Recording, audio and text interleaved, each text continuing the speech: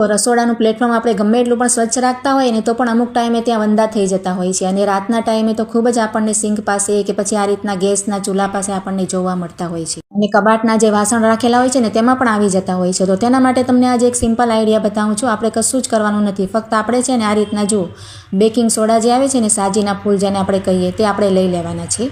અને ત્યાર પછી આપણે જો કોઈ પણ વાસણ એક લઈ લેવાનું, અને તેમાં 1 ચમચી એટલે આપણે જે સાજીના ફૂલ લીધા છે ને તે આપણે એડ કરી દઈશું. આ રીતે 1 ચમચી આખી ભરીને અહીંયા એડ કરી દીધા છે. જુઓ, હવે જ્યાં જ્યાં વંદા નીકળતા હોય ત્યાં બધે જ આપણે આ રીતે બેકિંગ સોડાને છાંટી દેવાના છે. રાતના સમયે વંદા નીકળતા હોય તો આ રીતે પ્લેટફોર્મ ઉપર કે પછી ગેસની આજુબાજુ કે પછી તમે સિંકમાં પણ નાખી શકો. આ રીતે ગેસની જ્યાં પાઇપ સ્ટાર્ટ થાય છે ત્યાંથી પણ આપણે હોલ હોય છે ને એટલે ત્યાંથી પણ નીકળે છે. જુઓ, તો આ રીતે સાજીના ફૂલ છાંટવાથી શું થશે કે વંદા તેની આસપાસ જરા પણ ફરકશે નહીં. વધારે તો વંદા રાતના સમયે જ ખોરાકની શોધમાં નીકળતા હોય છે.